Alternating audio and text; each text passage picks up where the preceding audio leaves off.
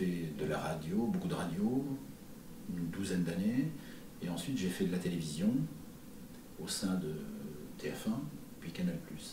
Et à Canal+, j'ai intégré une équipe qui s'occupait d'un magazine d'investigation qui s'appelait 90 minutes à l'époque, au début des années 2000. Et j'ai vraiment pris goût à ce moment-là à l'enquête au long cours et progressivement au documentaire, mais toujours dans le domaine de l'investigation.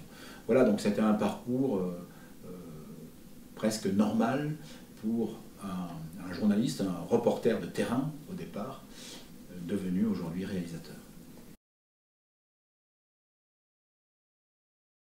Assez rapidement, je me suis aperçu des limites du news. Le côté instantané des informations, on en voit les dérives aujourd'hui avec les chaînes d'infos qui font un peu la course à l'information. C'est nous qui devons sortir l'info les premiers, et pas toujours vérifier. Je pense que c'est très important de pouvoir prendre le temps. C'est un luxe, certes, mais les budgets des documentaires, jusqu'ici en tout cas, nous aident à prendre ce temps. Et donc on peut vérifier l'information, et je pense qu'une information vérifiée, solide, pour moi, c'est fondamental. Après, c'est une question de mise en image, tout ça, ça fait partie de la réalisation, mais j'essaie d'être accompagné par les meilleurs au niveau de la fabrication des images. Je suis très très à l'aise dans les sujets de société qui font notre vie, ou qui, au contraire, la défont. Par exemple, des sujets de santé publique m'intéressent beaucoup. Là, récemment, le fonctionnement ou les dysfonctionnements au sein des hôpitaux publics, on y avait travaillé il y a 3 ans déjà. On a fait film, on a écrit un livre, etc. On avait sans doute raison avant l'heure. Aujourd'hui, on est en pleine crise de l'hôpital public, ce qu'on écrivait, nous, déjà il y a 3 ans. Donc ça, ces sujets m'intéressent beaucoup. Voilà, et par exemple, quand je traite d'une affaire d'État, par exemple, j'ai beaucoup travaillé, je suis depuis une vingtaine d'années, l'affaire Borrell, un magistrat français assassiné à Djibouti.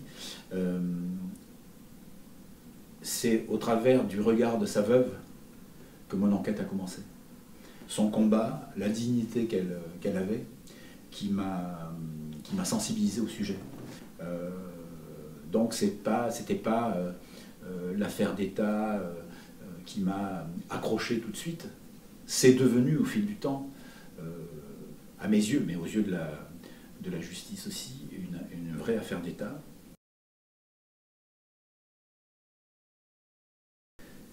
Il m'est arrivé, après certaines enquêtes, rarement, hein, d'être attaqué en diffamation par les personnes que je mettais en cause dans mes enquêtes. J'ai toujours gagné.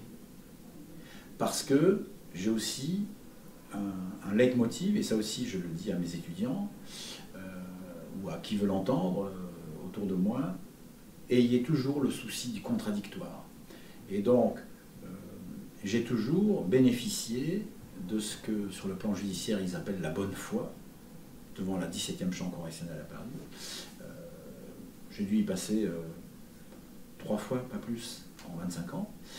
Mais j'ai toujours gagné mes procès parce que j'ai démontré que les personnes qui m'attaquaient, je les avais contactées, je leur avais proposé de s'exprimer, j'avais toutes les traces de mes échanges, par mail, par courrier, etc. Je leur avais proposé de s'exprimer, ils n'ont pas voulu, et après ils m'attaquent. Voilà.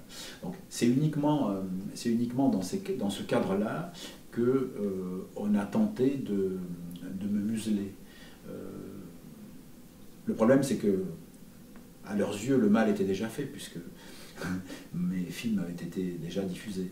Mais en amont, non, ces personnes-là, qui étaient parfois des gens assez haut placés, des gens de pouvoir, avait le sentiment que s'il ne me parlait pas, je ne diffuserais rien. Il se disait, bon, il va se dégonfler, quoi, grosso modo. Ben non, je ne me dégonfle jamais.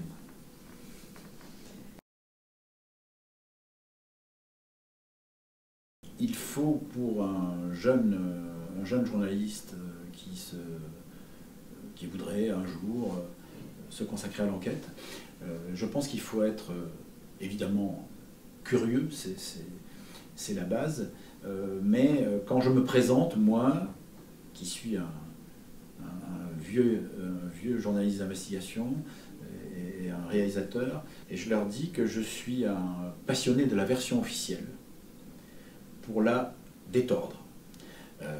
Je pense que c'est ça qui est important.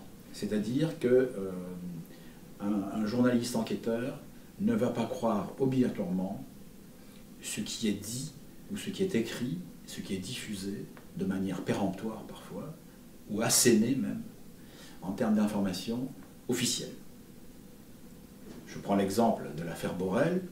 Pendant des années, il a été dit, au plus haut niveau de l'État en France, y compris de l'appareil judiciaire, que c'était un suicide. Or, voilà, ma fierté, c'est d'avoir, avant que la justice ne le reconnaisse, démontré l'impossibilité du suicide dans mon enquête. Donc, je suis parti de version officielle pour la détordre, pour la tordre, en démontrant que ce qui avait été dit, écrit et diffusé auprès du grand public était faux. C'est ça qui m'intéresse, moi. C'est-à-dire aller chercher ce qu'il y a derrière ce rideau des apparences. Et je leur dis qu'il ne faut surtout pas se décourager au premier échec, qu'il faut essayer de contourner les obstacles, voilà, curiosité, ténacité, et ne pas se laisser abuser par ceux ou celles qui veulent faire passer un message à tout prix.